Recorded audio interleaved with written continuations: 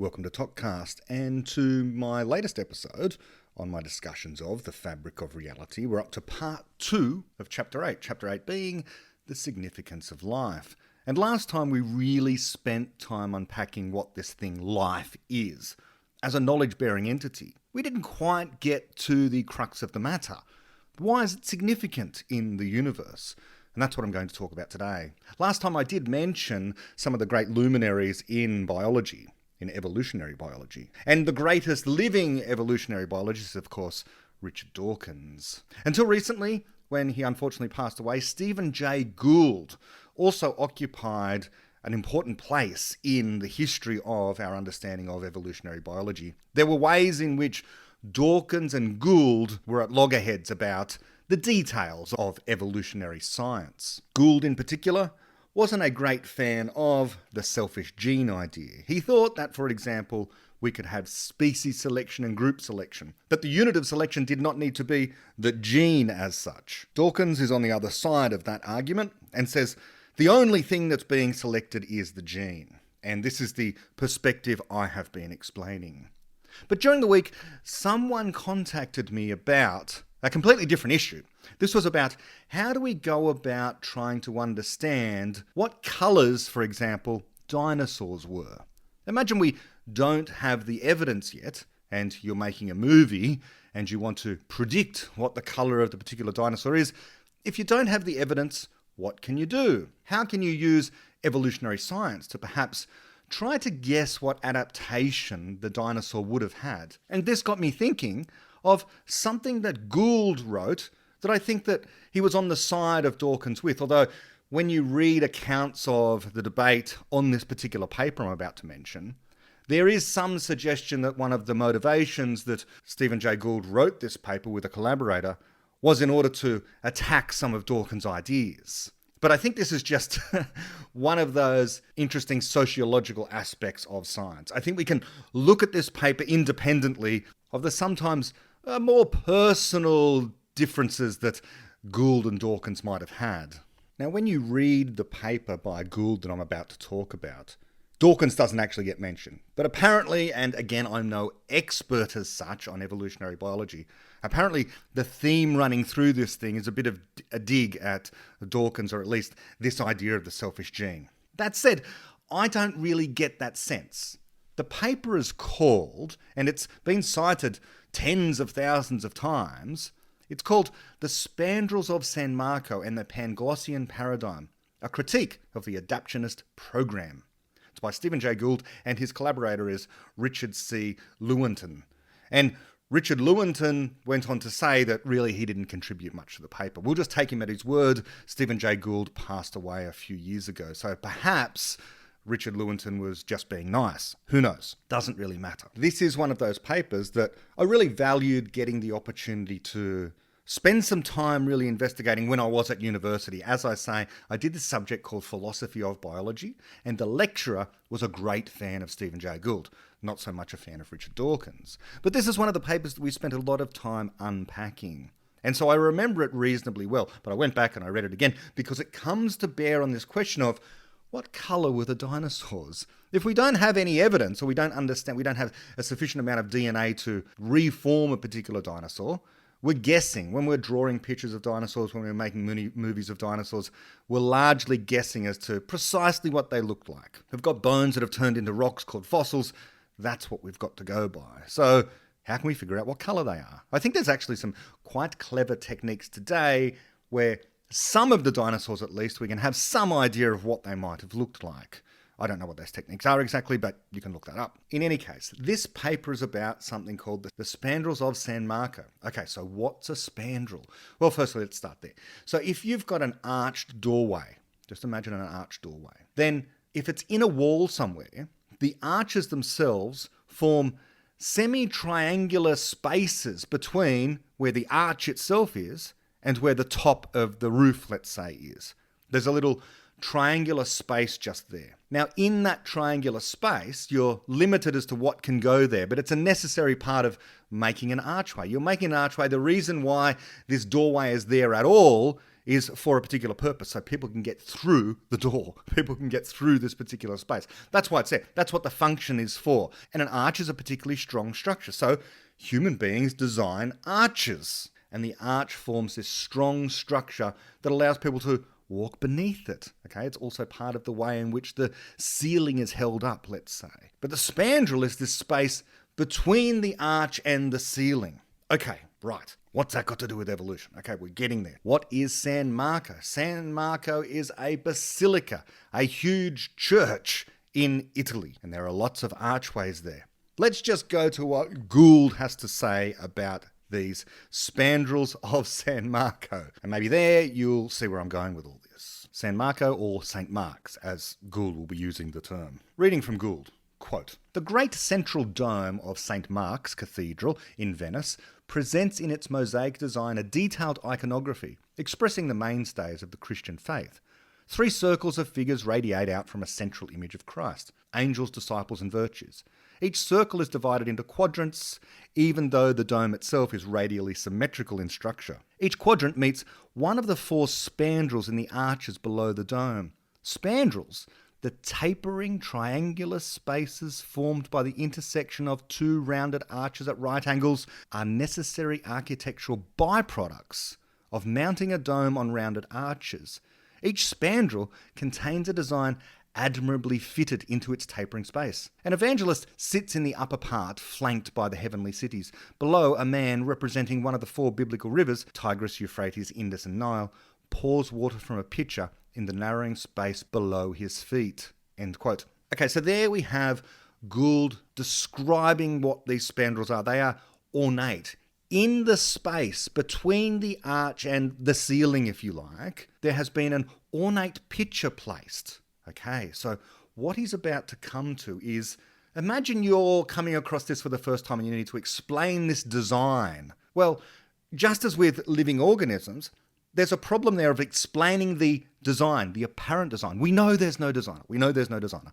But there's the appearance of design that calls out for an explanation. The explanation is Darwin's theory of evolution by natural selection, which Gould is a great proponent of. Okay, the same as Dawkins, he's not going to deny that evolution is a real thing. There's just a difference on what the unit of selection is. But here we're talking about, where do we begin in trying to understand what the design of this thing is? So if you're looking at this archway, and your eye is immediately drawn to the spandrel, to the iconography, the detailed artistic work in the corner there, well, that's the wrong place to start.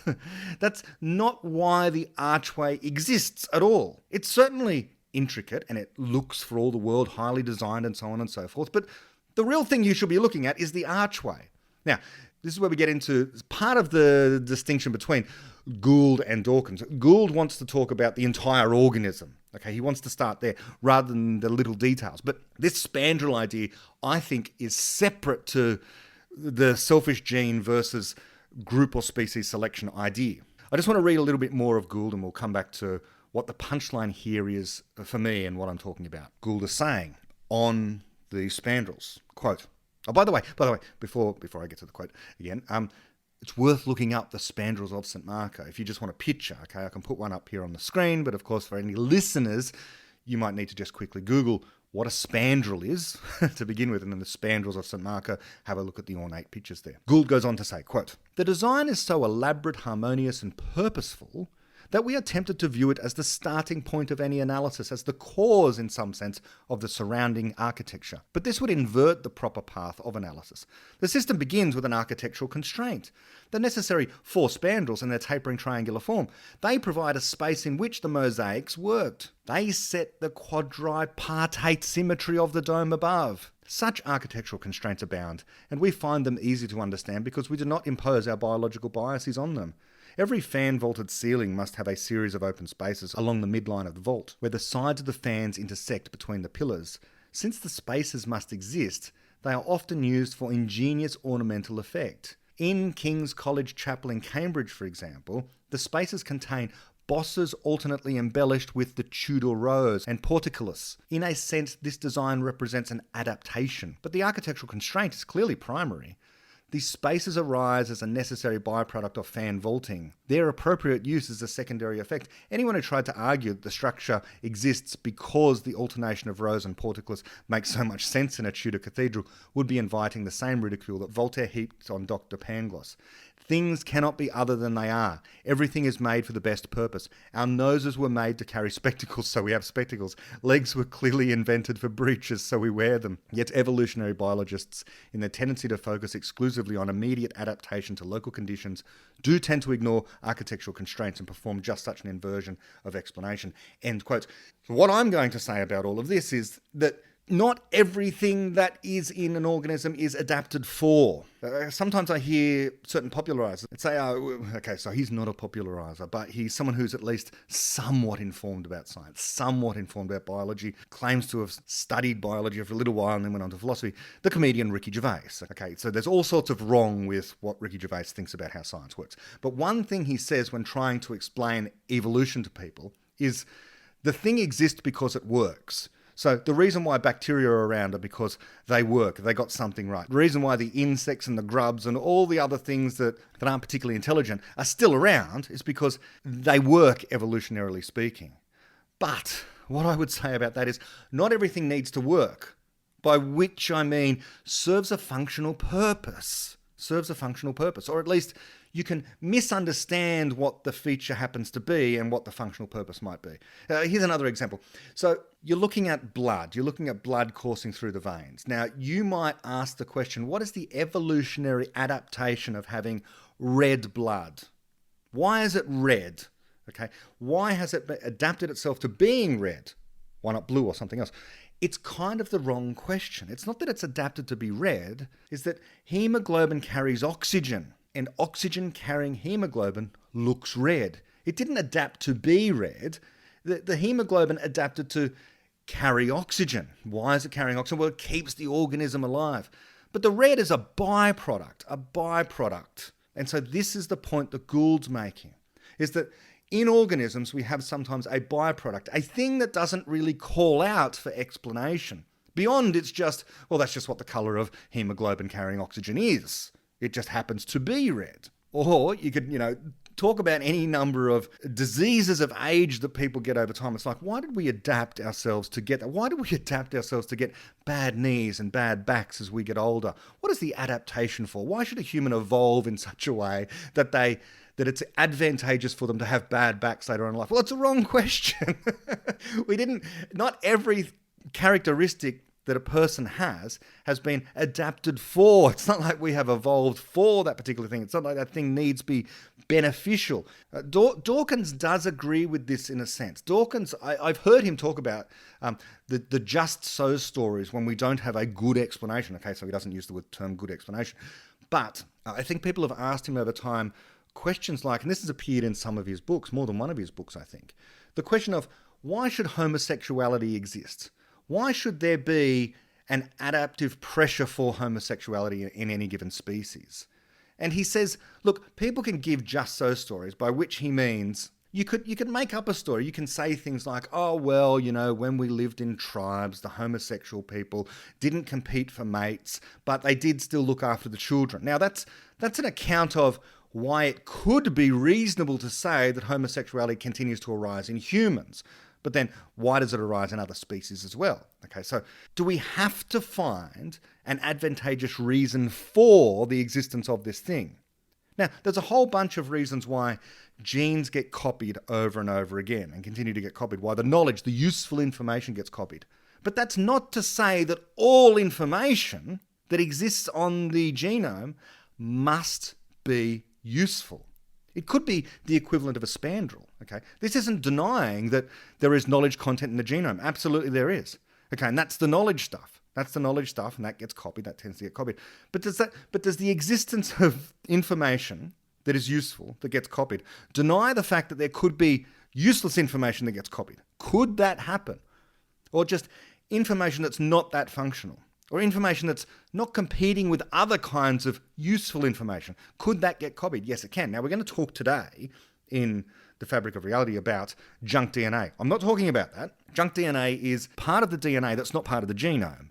It's the stuff that can just mutate and then it gets copied. It gets copied regardless, okay? So it's useless kind of stuff. This is different again. This is part of the genome that could get copied. The equivalent of a spandrel, the equivalent of, well, is there information there in the DNA that specifies the redness of hemoglobin? No. The redness is a byproduct. Now, there's certainly information in the DNA there that specifies that hemoglobin has to be manufactured.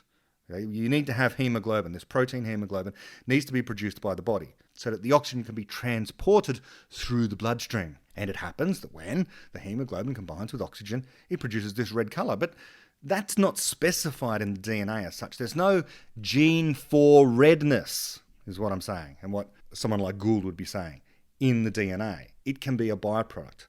There can be things like this. So when we go back to the question from my listener who was asking, how can we use this to predict, how can we use evolution by natural selection to predict what colors dinosaurs would be?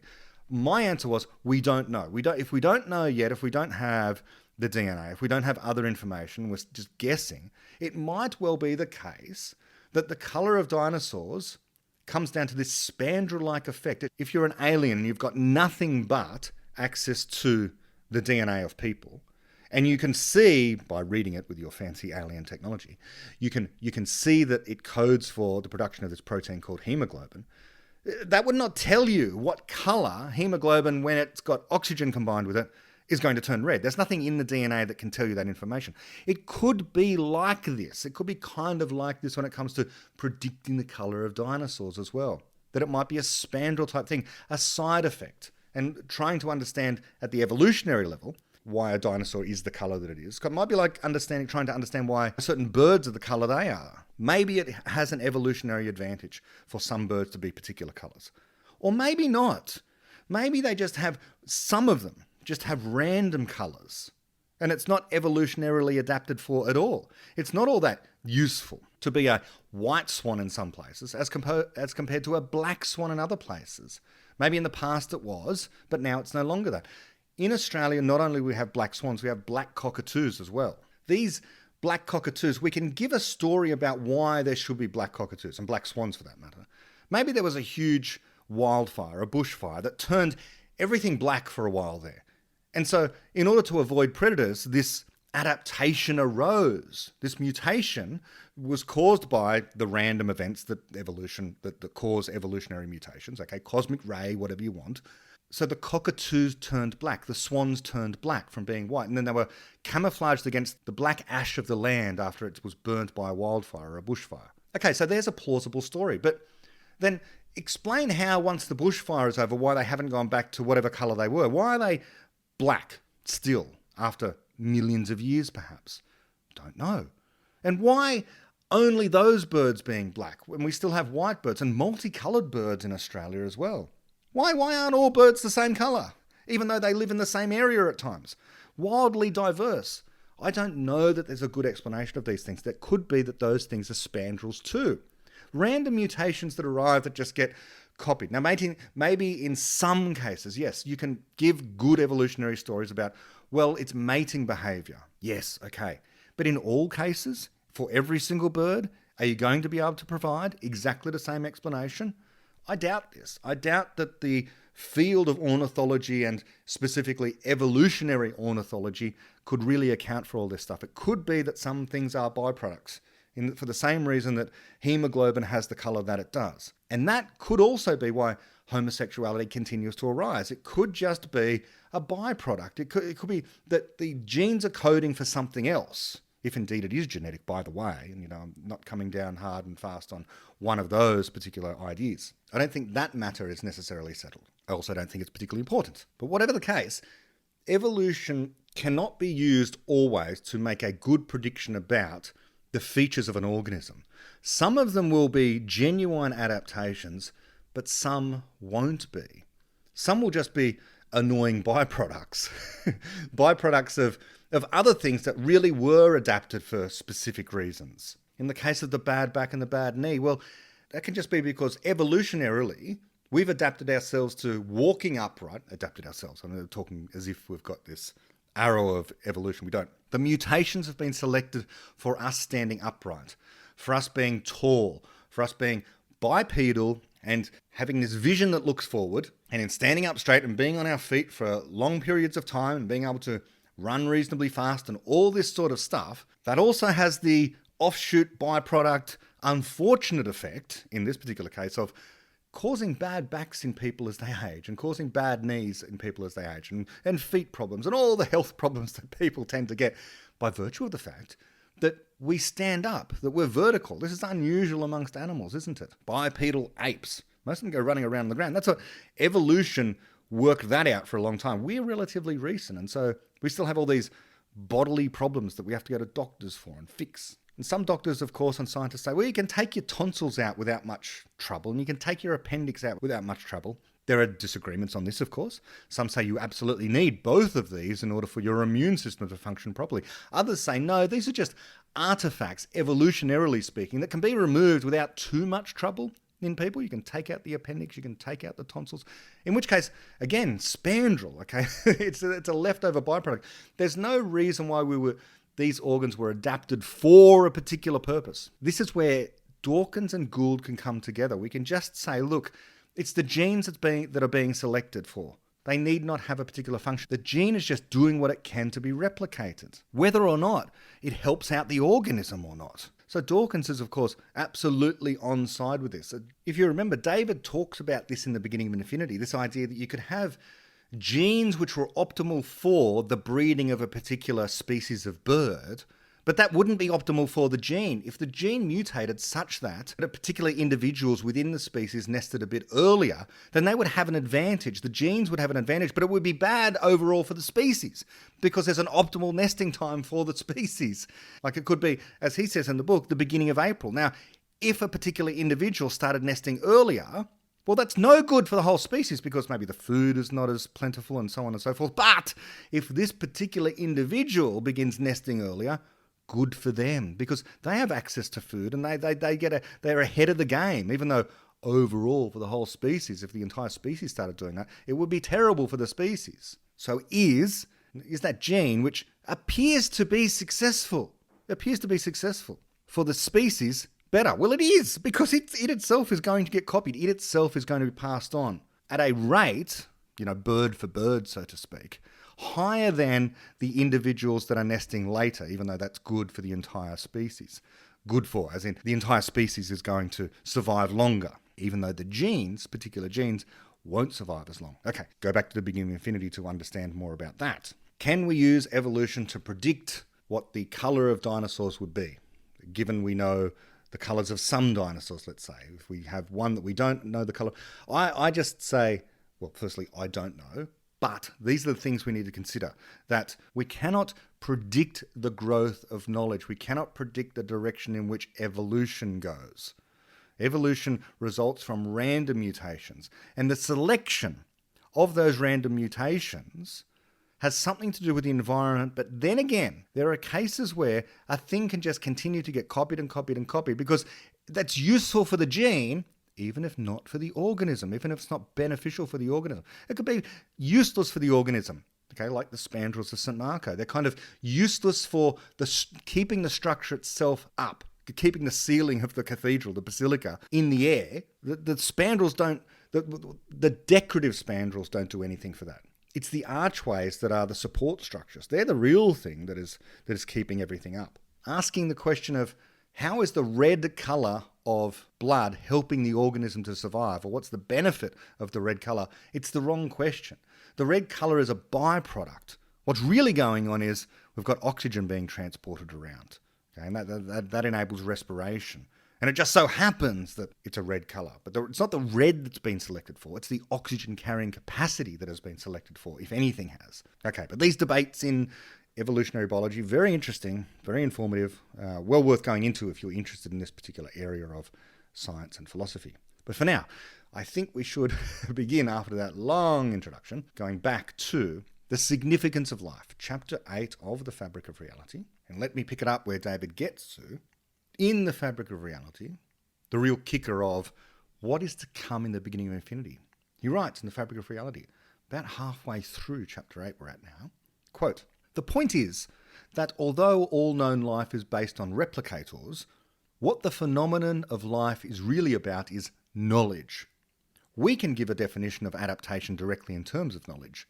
An entity is adapted to its niche if it embodies knowledge that causes the niche to keep that knowledge in existence. Now we are getting closer to the reason why life is fundamental. Life is about the physical embodiment of knowledge. And in Chapter 6, we came across a law of physics, the Turing principle, which is also about the physical embodiment of knowledge. It says that it is possible to embody the laws of physics as they apply to every physically possible environment.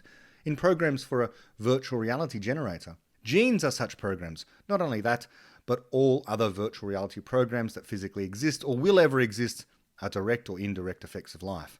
For example, the virtual reality programs that run on our computers and in our brains are indirect effects of human life. So life is the means, presumably a necessary means, by which the effects referred to in the Turing principle have been implemented in nature. This is encouraging, but it is not quite sufficient to establish that life is a fundamental phenomenon, for I have not yet established that the Turing principle itself has the status of a fundamental law. A skeptic might argue that it does not. It is a law about the physical embodiment of knowledge, and the skeptic might take the view that knowledge is a parochial, anthropocentric concept rather than a fundamental one. That is, it is one of those things which is significant to us because of what we are, animals whose ecological niche depends on creating and applying knowledge, but not significant in an absolute sense. To a koala bear whose ecological niche depends on eucalyptus leaves, eucalyptus is significant. To the knowledge-wielding ape Homo sapiens, knowledge is significant. End quote. Now, listeners to Talkcast, readers of the Begin Infinity, they know what's coming. I'm stealing David's thunder here, but I've been stealing David's thunder for the entire series of Talkcast, I suppose, before he gets to the main point. We know what's coming. We know that anyone who claims that knowledge is not significant is trying to prophesy the growth of knowledge. To say life is not significant fundamentally to the universe, to the evolution of the universe, is trying to predict what life will do. An inherently impossible thing. For two reasons. One, we can't predict the way in which evolution will go on to change the universe. And we can't predict what people will do.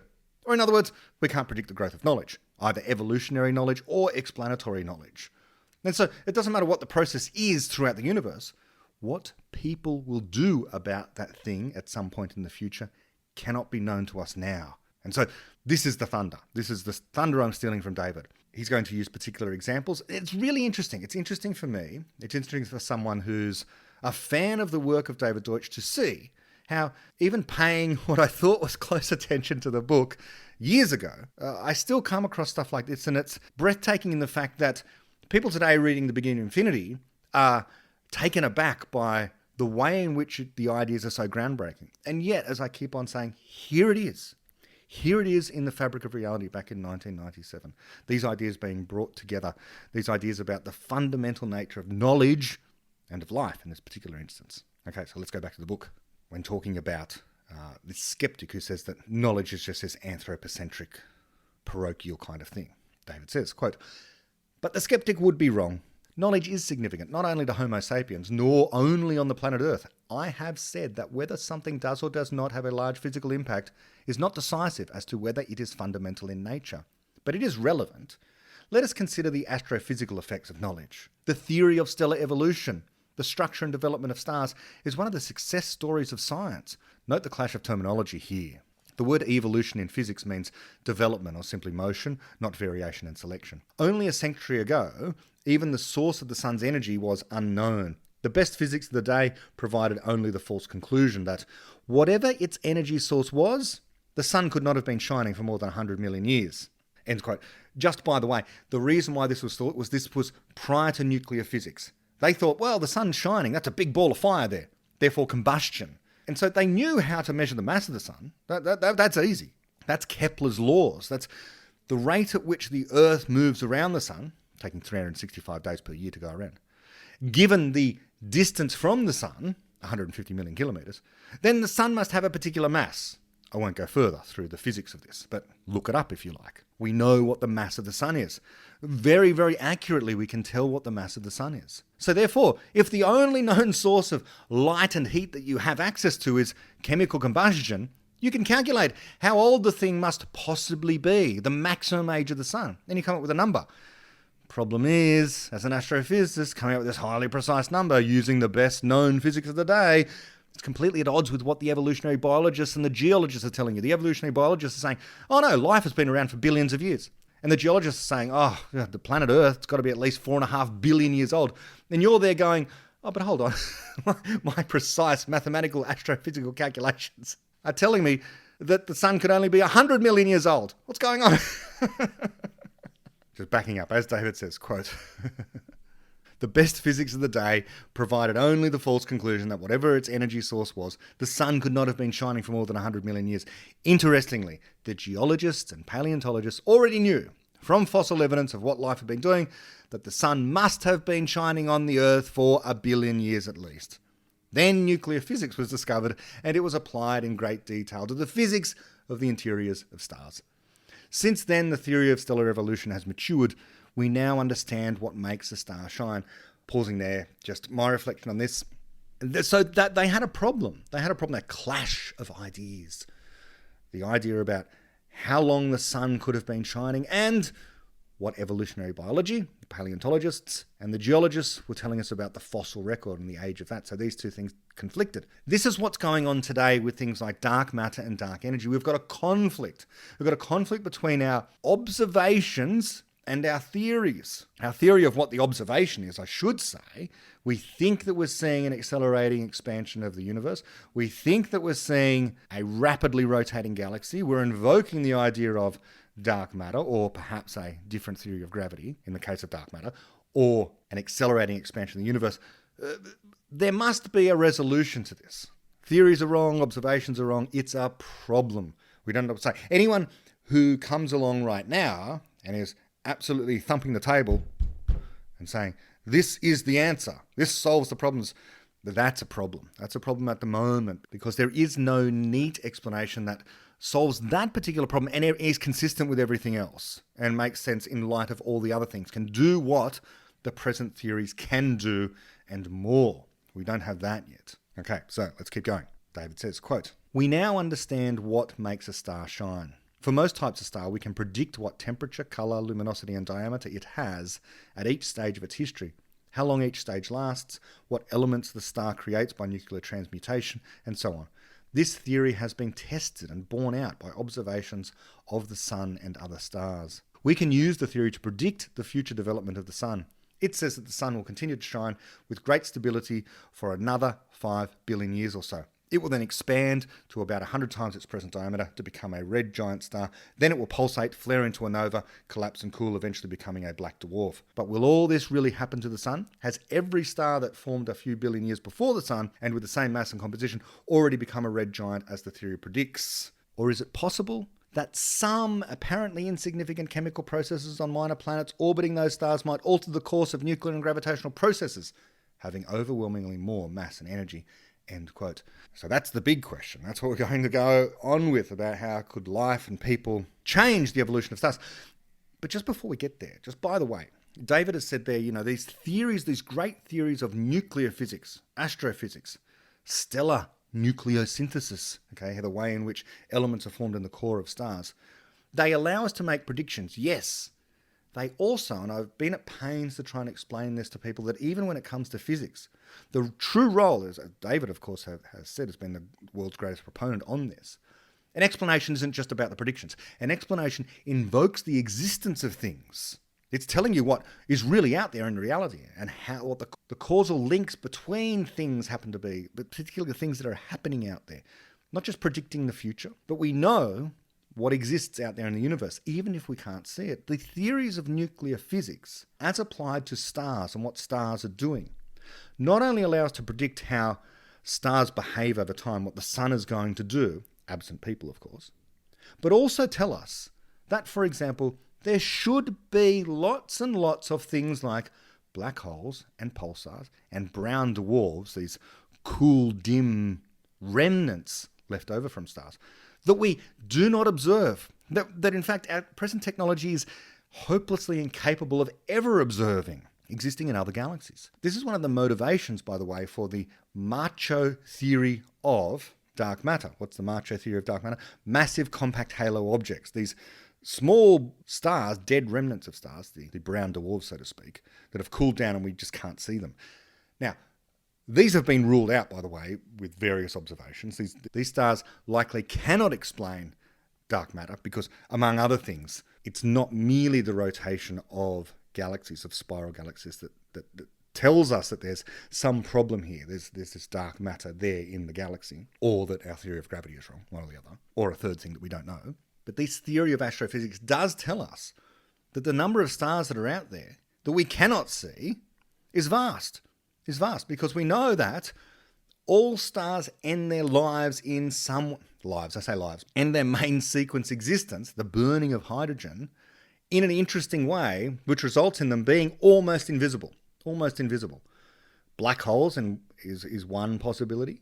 Neutron stars. Okay, so neutron stars can generally be seen by radio telescopes, but not always. There could be some ancient ones that have slowed down their rate of rotation that we don't see, or that are weak, or the beams aren't pointed in our direction. There's all sorts of reasons why we might not see the vast number of neutron stars that happen to be out there. And then dark brown dwarfs, the white dwarf that has cooled down rapidly, especially as the constituents of the so-called population 3 stars, the very first stars that existed in the universe, perhaps they had properties slightly different to the stars today because, among other things, they were made almost purely of hydrogen and helium. Now, it's unlike the sun. The sun has impurities because it is a second generation of stars. These very first generation of stars did not have the impurities. Some theories seem to suggest that these impurities really do act as a catalyst in causing a differential burning through of the nuclear fuel. These population 1 stars burn things differently. Who knows what effects these things could have in real life? We can do simulations.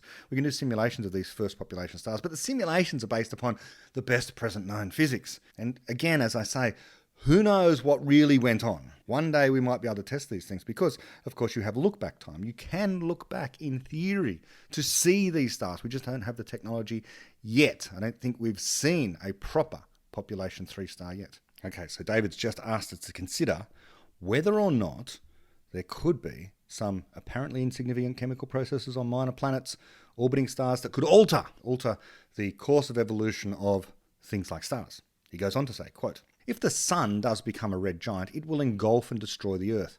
If any of our descendants, physical or intellectual, are still on the Earth at that time, they might not want that to happen. They might do everything in their power to prevent it. Is it obvious that they will not be able to? Certainly our present technology is far too puny to do the job, but neither our theory of evolution nor any other physics we know gives any reason to believe that the task is impossible. On the contrary, we already know in broad terms what it would involve, namely removing matter from the sun. And we have several billion years to perfect our half-baked plans and put them into practice. If, in the event, our descendants do succeed in saving themselves in this way, then our present theory of stellar evolution, when applied to one particular star, the sun, gives entirely the wrong answer. And the reason why it gives the wrong answer is that it does not take into account the effect of life on stellar evolution. It takes into account such fundamental physical effects as nuclear and electromagnetic forces, gravity, hydrostatic pressure and radiation pressure, but not life. It seems likely that the knowledge required to control the sun in this way could not evolve by natural selection alone. So it must specifically be intelligent life on whose presence the future of the sun depends. Now, it may be objected that it is a huge and unsupported assumption that intelligence will survive on Earth for several billion years, and even if it does, it is a further assumption that it will then possess the knowledge required to control the sun. One current view is that intelligent life on Earth is even now a danger of destroying itself, if not by nuclear war, then by some catastrophic side effect of technological advance or scientific research. Many people think that if intelligent life is to survive the Earth, it will do so only by suppressing technological progress." End quote. Well, haven't things gotten even worse in many respects when it comes to this pessimistic notion? The list of things David could write now, okay, not merely nuclear war, catastrophic climate change, the AI apocalypse, terrible viruses, name your catastrophe. As I have said before, and David has mentioned there right at the end there, let me just read it again. He says, and this is so true today, quote, "Many people think that if intelligent life is to survive on Earth, it will do so only by suppressing technological progress," end quote. And this is what I call the master problem, the slowing down of progress. This is the one thing that absolutely guarantees absolutely guarantees the non-survival of our species. Because if we slow down progress, it means we won't find the problem in time. It means we'll lack the wealth and the power in order to be able to do anything about it. We need more rapid progress. This is the most important thing. This is the most important problem. How can we make progress more rapidly? We do not know what the next problem we're going to encounter is going to be and how bad it will be. But if we want to be in the best possible position to do something about it, we need to be as wealthy and powerful and knowledgeable as possible. Anything less is putting us at more risk. Absolutely putting us at more risk. Anyone who argues for slowing down progress, you need to take that argument personally. What they're saying is they want to slow down the rate of problem solving. They want to slow down the rate at which knowledge is created. They want to introduce more risks at a more rapid rate into the system. Error is everywhere, but error correction happens at a particular rate. Error correction happens at the rate that we know how to identify and correct the errors. That requires progress. It requires knowledge. It requires fundamental research into specifically areas like physics, mathematics, all areas of science, knowledge creation broadly, technology broadly. We need rapid progress everywhere as fast as possible. People who argue for the slowing of progress, no matter where it happens to be, are arguing against a particular kind of error correction there. And this includes, by the way, if I'm going to hop onto a somewhat political hobby horse, in ensuring that the people of the third world have access to cheap energy to fuel their technology production, their knowledge creation. They deserve to have access to all the technology we have. Absolutely they do. They deserve to have access to cheap information via the internet. The only way to do this feasibly right now is to give them energy as cheaply, as rapidly as possible. Asking them to rely on unreliable solar and wind, for example. Well, here we go, have a little bit of solar, have a little bit of wind for one village out of 1 million people is not doing anything. This tokenistic way in which charitable foundations at times go about doing things, rather than allowing the market to go in there, rather than allowing people to purchase the energy at the cheapest possible rate to fuel their knowledge economy, is completely immoral. Not only because it hurts them, it hurts the entire world. It puts us at more risk. This needs to be taken personally, as I say. We need rapid knowledge production. We need scientists to have access to funds that are otherwise being taken away from them by governments because of taxation and so on and so forth. People would contribute vast sums of wealth to fundamental science if they weren't being taxed so highly. Because people understand better than the politicians in government where the funding should go. Governments don't know. Government committees don't know. They are captured by the political zeitgeist. So much of the funding goes into the same areas all the time. If we want to make rapid progress, if we want to avoid the problems, that some of which David mentions there, even just like the sun expanding in some billions of years, then we cannot suppress technological progress, as he has observed there, suppress any kind of knowledge creation. It is that important epistemological moral maxim out of the beginning of infinity. We should not destroy the means of error correction. We should not slow down the means of error correction, because this is to reduce our capacity to create the knowledge in time and to have the technology which can help us withstand the problems we have not yet encountered. And they're the important ones. Yes, of course, we need to address the problems now, but not at the expense of being able to rapidly identify the problems of tomorrow. And that will take knowledge. That will take us being able to be agile in the capacity to identify those problems and correct the errors. Okay, off that hobby horse. Back to the significance of life. But it does come to bear on that. That is, the significance of life is that in terms of us, we are the thing that is creating the explanatory knowledge and correcting the errors. And the only entity that exists that cares about the rest of it, that cares about all the other life on Earth. So let me just back up a little bit. David has just said, so they, the pessimists, quote, might fear that our developing the technology required to regulate stars is incompatible with surviving for long enough to use that technology, and therefore that life on Earth is destined one way or another not to affect the evolution of the sun. I am sure that this pessimism is misguided, and as I shall explain in chapter 14, there is every reason to conjecture that our descendants will eventually control the sun and much more. Admittedly, we can foresee neither their technology nor their wishes. They may choose to save themselves by emigrating from the solar system, or by refrigerating the Earth, or by any number of methods inconceivable to us, that do not involve tampering with the sun, end quote. And yeah, sure. And if they did any of those things, it's still an argument that they are fundamental. If there is this thing in the universe, the human species, which an outside observer would see is always escaping dying stars, thus going on to exist for billions, perhaps trillions of years in that universe, you'd want to understand that thing in the same way you'd want to understand nuclear fusion. If you want to say you understand the universe at the most fundamental level. Of course, there is the problem here that in understanding that thing, humans, people, to understand it fully in a sense, we can't understand anything fully, but to have a good understanding of, let's say, what human beings are, is to understand everything else, because that's what people are. Okay? You're not going to find an understanding of people in their genome. You're going to find it in their minds. And what are you going to find in their minds? Theories about the rest of the universe.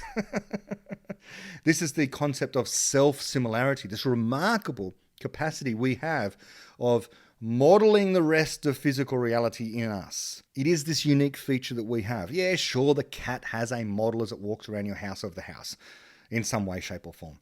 But it's not an explanatory model of the rest of the universe. They're not explaining it. You have something, okay, it might be inaccurate. When it comes to physics, it might not be as good as a professional physicist. When it comes to the Earth, it might not be as good as a professional geologist, and so on and so forth. That's fine. But you nonetheless have something of an explanation of the rest of the universe. And good explanations need not to be true. We've always said that. They can contain misconception. Indeed, they could be almost completely misconceived. But they work for you. They're a good explanation to you of the rest of the universe. So everyone has this model of the universe. And so in order to understand people, if you're the so-called the proverbial outside observer, the metaphorical outside observer, you need to understand the entire universe. It's a strange thing. Let's keep going. On this point about people, David says, quote, "On the other hand, they may wish to control the sun much sooner than would be required to prevent it from entering its red giant phase.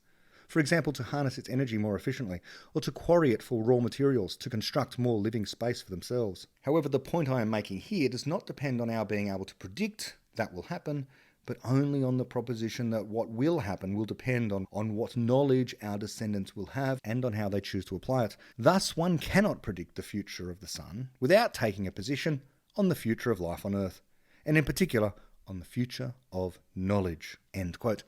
And as we know, taking a strong position on the future of knowledge, and therefore of people, is an impossibility. We cannot predict the growth of knowledge. We don't know what will happen in the future.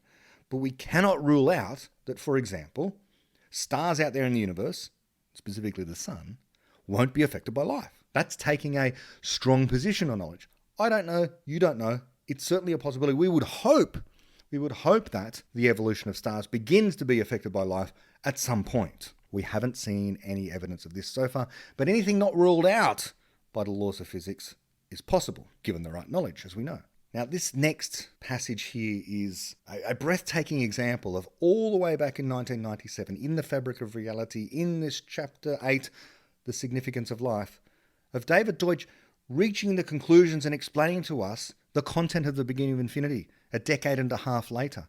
And even today is still breathtaking in the way that it reads in the year 2022. What does he say about the significance of life? In particular, the significance of people, and in particular, the significance of knowledge, explanatory knowledge. He says it right here, quote, "The colour of the sun 10 billion years hence depends on gravity and radiation pressure, on convection and nucleosynthesis. It does not depend at all on the geology of Venus, the chemistry of Jupiter, or the pattern of craters on the moon. But it does depend on what happens to intelligent life on the planet Earth. It depends on politics and economics and the outcomes of wars. It depends on what people do, what decisions they make, what problems they solve, what values they adopt, and on how they behave towards their children." End quote. That remarkable passage encapsulates the significance of people, that we cannot predict the evolution of the sun, scientifically speaking, if we ignore the existence of life on Earth. We don't know what people will do billions of years hence, what choices they will make. Those depend upon knowledge created now and in the future, something that we cannot predict the evolution of. We cannot predict the creation of knowledge by simple definition of what the word creation means, because it is a genuine act of creation. We are creating knowledge, bringing something into existence that didn't exist before at all and cannot be predicted by anything we have now, by any process of so-called Bayesian inference generation, because our explanatory theories of the future will be crafted around problems yet to be encountered. And those will determine the way in which societies, civilizations, and all of humanity evolves here on planet Earth. And that will determine what we decide to do about the sun, and eventually the rest of the cosmos. Okay, let's go back to the book. And David writes, "One cannot avoid this conclusion by adopting a pessimistic theory of the prospects for our survival. Such a theory does not follow from the laws of physics or from any other fundamental principle that we know of, and can be justified only in high-level human terms, such as scientific knowledge has outrun moral knowledge or whatever. So in arguing from such a theory, one is implicitly conceding that theories of human affairs are necessary for making astrophysical predictions. And even if the human race will, in the event, fail in its efforts to survive, does the pessimistic theory apply to every extraterrestrial intelligence in the universe? If not, if some intelligent life in some galaxy will ever succeed in surviving for billions of years, then life is significant in the gross physical development of the universe. Throughout our galaxy and the multiverse, stellar evolution depends on whether and where intelligent life has evolved, and if so, on the outcomes of its wars and how it treats its children. For example, we can predict roughly what proportions of stars of different colours, more precisely of different spectral types, there should be in the galaxy. To do that, we will have to make some assumptions about how much intelligent life there is out there and what it has been doing, namely, that it has not been switching off too many stars. At the moment, our observations are consistent with there being no intelligent life outside our solar system. When our theories of the structure of the galaxy are further refined, we shall be able to make more precise predictions, but again, only on the basis of assumptions about the distribution and behaviour of intelligence in the galaxy. If those assumptions are inaccurate, we shall predict the wrong distribution of spectral types just as surely as if we were to make a mistake about the composition of interstellar gases, or about the mass of the hydrogen atom. And if we detect certain anomalies in this distribution of spectral types, this could be evidence of the presence of extraterrestrial intelligence." End quote. This is part of the discussion that the SETI scientists have, and the SETI project in general is trying to constrain using something called the Drake equation. We've talked about the Drake equation here on TalkCast before. This is the way in which people try to constrain how many intelligent civilizations there will be out there somewhere or other. And among the terms in the Drake equation is, of course, the length of time for which civilizations exist. So you might have intelligent civilizations out there, but they could destroy themselves. And this is what people are often animated about here on Earth. Whether or not there is this great filter out there somewhere or other that prevents civilizations from reaching the level of technology required for them to travel intergalactically, let's say. And if they don't quite get there and they're snuffed out, well, it might mean that the time for which they're transmitting radio signals is a very, very narrow window indeed. So this is another reason why we don't tend to detect signals from outer space, because intelligent civilizations like ours invent radio, use radio for about 100, 200, 300 years, and then they get snuffed out by, the great nuclear accident or catastrophic climate change, or by creating the AGI apocalypse, or who knows what. There's some filter, something stopping the intelligence from taking over the entire universe, so to speak. Of course, we could simply be the first intelligent civilization in our universe. Or not, we don't know.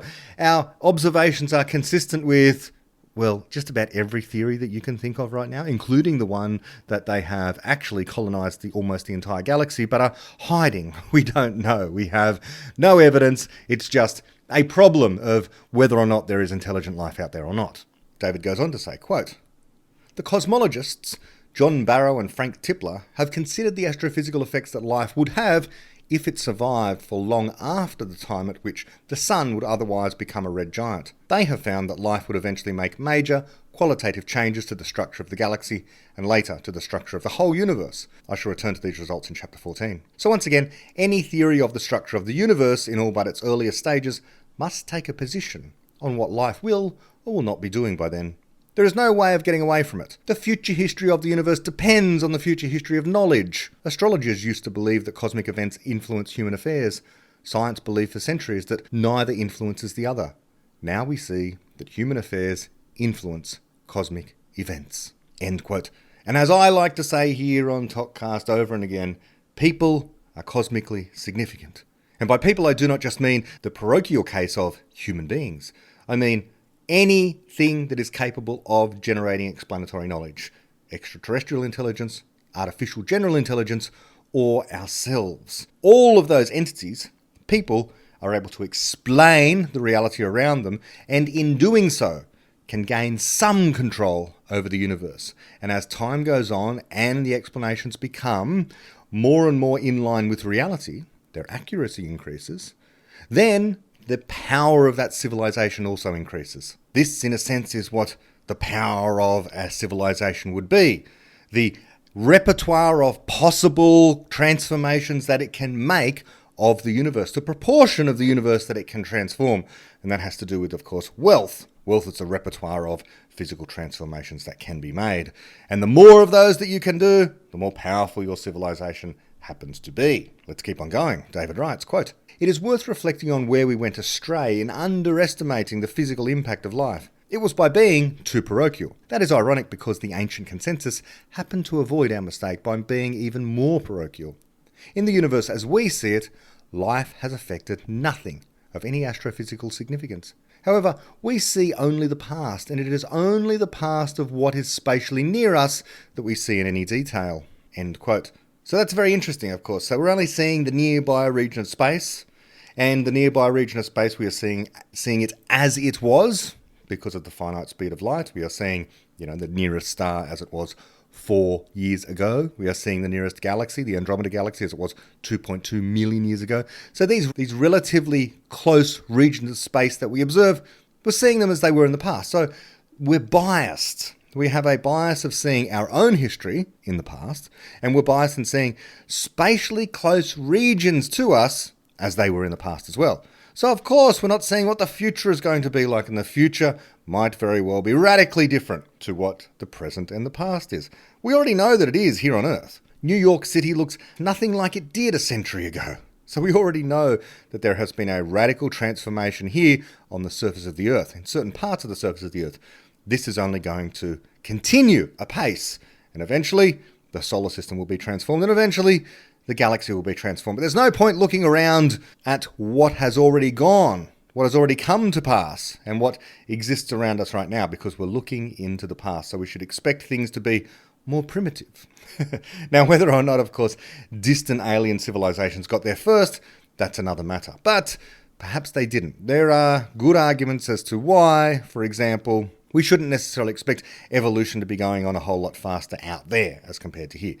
That's another story. Let's not get into it. I refer the listener to the book Rare Earth by Ward and Brownlee that I have mentioned before. Okay, so I'm going to skip through a bunch of this chapter, and I'll pick it up where David begins to explain a little bit more about evolution itself and evolution as it happens with DNA. And he says, quote, "We know that DNA in living organisms is naturally subject to random variations, mutations, in the sequence of A, C, G, and T molecules. According to the theory of evolution, the adaptations in genes, and therefore the gene's very existence, depends on such mutations having occurred. Because of mutations, populations of any gene contain a degree of variation, and individuals carrying genes with higher degrees of adaptation tend to have more offspring than other individuals. Most variations in a gene make it unable to cause its replication because the altered sequence no longer instructs the cell to manufacture anything useful. Others merely make replication less likely, that is, they narrow the gene's niche. But some happen to embody new instructions that make replication more likely. Thus, natural selection occurs. With each generation of variation and replication, the degree of adaptation of the surviving genes tends to increase.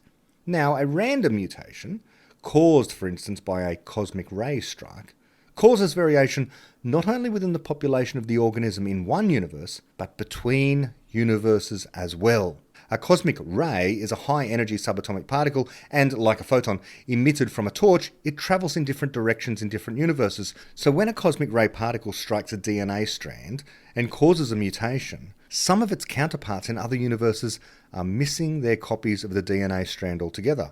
while others are striking it at different positions and hence causing different mutations. Thus, a single cosmic ray strike on a single DNA molecule will in general cause a large range of different mutations to appear in different universes. When considering what a particular object may look like in other universes, we must not look so far afield in the multiverse that it is impossible to identify a counterpart in the other universe of that object. Take a DNA segment, for instance. In some universes, there are no DNA molecules at all. Some universes containing DNA are so dissimilar to ours that there is no way of identifying which DNA segment in the other universe corresponds to the one we are considering in this universe. It is meaningless to ask what our particular DNA segment looks like in such a universe, so we must consider only universes that are sufficiently similar to ours for this ambiguity not to arise. For instance, we could consider only those universes in which bears exist, and in which a sample of DNA from a bear has been placed in an analysing machine which has been programmed to print out 10 letters representing the structure at a specified position relative to certain landmarks on a specified DNA strand. The following discussion would be unaffected if we were to choose any other reasonable criterion for identifying corresponding segments of DNA in nearby universes. By any such criterion, the bear's gene segment must have the same sequence in almost all nearby universes as it does in ours. This is because it is presumably highly adapted, which means that most variants of it would not succeed in getting themselves copied in most variants of their environment, and so could not appear at that location in the DNA of a living bear. In contrast, when the non-knowledge-bearing DNA segment undergoes almost any mutation, the mutated version is still capable of being copied. Over generations of replication, many mutations will have occurred, and most of them will have had no effect on replication. Therefore, the junk DNA segment, unlike its counterpart in the gene, will be thoroughly heterogeneous in different universes. It may well be that every possible variation of its sequence is equally represented in the multiverse. That is what we should mean by its sequence being strictly random. So the multiverse perspective reveals additional physical structure in the bear's DNA. In this universe, it contains two segments with the sequence TCG, TCG, TTTC. One of them is part of a gene, while the other is not part of any gene. In most other nearby universes, the first of the two segments has the same sequence. TCG, TCG, TTTC, as it does in our universe. But the second segment varies greatly between nearby universes. So from the multiverse perspective, the two segments are not even remotely alike. End quote. What this is saying is that in the DNA strand that you have inside of your body, or inside of a bear's body, let's say, you have the thing called the genome, the set of all the genes, and then you have this other stuff, the junk DNA. Now, it's the genes that code for stuff. It contains the knowledge-bearing information. The junk DNA does not. Not everything on the DNA contains useful information. Or does it? After all, the junk DNA is actually quite useful information for forensic scientists. Apparently, forensic scientists use the junk DNA to identify criminals at a crime scene when you leave blood behind, because your junk DNA is so unique to you compared to everyone else. Whereas the actual coding information on the genome, your genes, are similar to other people. So it's more telling of you. Your junk DNA is more unique to you than the rest of your DNA, which is the genome. But it doesn't constitute evolutionary knowledge, of course. Whatever the case, David is getting on to the fact that this living material, this DNA, is the stuff that contains knowledge, as he says. Quote, again, we were being too parochial, and we were led to the false conclusion that knowledge-bearing entities can be physically identical to non-knowledge-bearing ones. And this in turn cast doubt on the fundamental status of knowledge. But now we have come almost full circle. We can see that the ancient idea that living matter has special physical properties was almost true. It is not living matter, but knowledge-bearing matter that is physically special. Within one universe, it looks irregular. Across universes, it has a regular structure, like a crystal in the multiverse. So knowledge is a fundamental physical quantity after all, and the phenomenon of life is only slightly less so. End quote. So if a bear exists here in this universe, there are lots of other universes adjacent to ours which also contain bears. Why? Because the set of genes that creates a bear, he happens to have useful information. That's a useful structure for evolution to have built in order for genes to get replicated. Knowledge-bearing entities contain information that is useful, that tends to get itself copied, and so therefore it is going to be replicated, not only again and again in any given particular universe, but across the multiverse. And so it is this structure which tends to grow across the multiverse. Information flow is what is happening in the multiverse because of the creation of knowledge, both of the evolutionary kind and the explanatory kind. And it tends to grow like this crystal in the multiverse, as David says there. But this is knowledge, not truth. I say again, knowledge, not truth. Knowledge is the thing that tends to get itself copied. And if you were able to have a God's eye view of the multiverse, you would see these structures growing, governed by the growth of knowledge. But they might very well be, huge religions or political movements which might have little to do with truth. We don't know, but they could still be really, really big. On the other hand, you would also have science, which presumably would have something to do with the truth. But by looking, you wouldn't be able to tell. You would just know that they are both knowledge, useful information. Now, in either case, could they be completely disconnected from the truth? No, not completely disconnected from the truth. But the size of such a crystal in the multiverse wouldn't tell you about the closeness to truth of that particular thing. Let's keep going. David says, quote, "Imagine looking through an electron microscope at a DNA molecule from a bear's cell and trying to distinguish the genes from the non-gene sequences and to estimate the degree of adaptation of each gene. In any one universe, this task is impossible. The property of being a gene, that is, of being highly adapted, is, insofar as it can be detected within one universe, overwhelmingly complicated.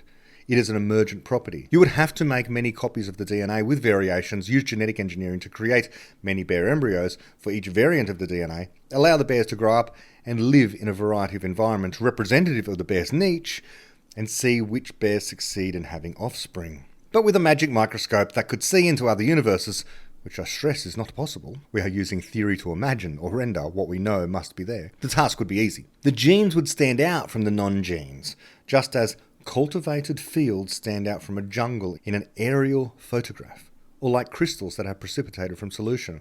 They are regular across many nearby universes, while all the non-gene junk DNA segments are irregular. As for the degree of adaptation of a gene, this is almost as easy to estimate. The better adapted genes will have the same structure over a wider range of universes. They will have bigger crystals. Now go to an alien planet and try to find the local life forms, if any. Again, this is a notoriously difficult task. You would have to perform complex and subtle experiments whose infinite pitfalls have been the subject of many a science fiction story. But if only you could observe through a multiverse telescope, life and its consequences would be obvious at a glance. You need only look for complex structures that seem irregular in any one universe, but are identical across many nearby universes. If you see any, you will have found some physically embodied knowledge. Where there is knowledge, there must have been life, at least in the past." End quote. So that's great. That, again, just underlines the point I was making about the fact that the multiverse, viewed from a God's eye perspective, will have the larger structures in it governed by the growth of knowledge in some way. Whether that knowledge is evolutionary knowledge or, more likely, explanatory knowledge in the far distant future. If you could look at the whole block multiverse, past and future, it is knowledge growth that is going to govern the bigger structures across the multiverse, across the individual universes. And the universes where knowledge is growing, because of course some universes life might not have arisen, in which case knowledge cannot arise at all. But in the universes where knowledge tends to arise, the universes become more similar over time. Why? Because they tend to converge on the useful information. They tend to converge on something to do with reality over time. But again, all of this is merely thinking in the abstract. We can't get outside of the universe. This is just a thought experiment to illuminate the structure of the multiverse, something that otherwise is hidden from us, unless you're doing physics and you're looking at the equations and you're trying to understand what those equations and the formalism are telling you about the nature of reality. Skipping a little more and just reaching the conclusion of this chapter now. And David says, quote, "What will catch our magically enhanced eye? In a single universe, the most striking structures are galaxies and clusters of galaxies. But those objects have no discernible structure across the multiverse. Where there is a galaxy in one universe, a myriad of galaxies with quite different geographies are stacked in the multiverse. And so it is everywhere in the multiverse. Nearby universes are alike only in certain gross features, as required by the laws of physics, which apply to them all. Thus, most stars are quite accurately spherical everywhere in the multiverse, and most galaxies are spiral or elliptical. But nothing extends far into other universes without its detailed structure changing unrecognisably. Except, that is, in those few places where there is embodied knowledge. In such places, objects extend recognisably across large numbers of universes. Perhaps the Earth is the only such place in our universe at present. In any case, such places stand out in the sense I have described as the location of the processes, life and thought, that have generated the largest distinctive structures in the multiverse." End quote. And that's a brilliant way for David to have ended this particular chapter, and what people might have missed the import of the first time in reading. Because he's saying there that if you were able to look at the multiverse, the largest, most distinctive structures in them are those determined by life and thought. That's a profound claim. That is a cosmically important claim. That is a claim that dwarfs the kind of claims that are made in religion, where although people are significant, they're not the things that determine the entire fate of the cosmos. Or are they? Well, normally it's the gods or God that determines the fate of the entire cosmos. But here, it's the people. It's thought and life that is determining the overall structure of the largest structure that exists in physical reality, the multiverse itself. The largest structure in those is determined by life and thought, ultimately by people. Well then, I can't top that for now, so until next time, bye-bye.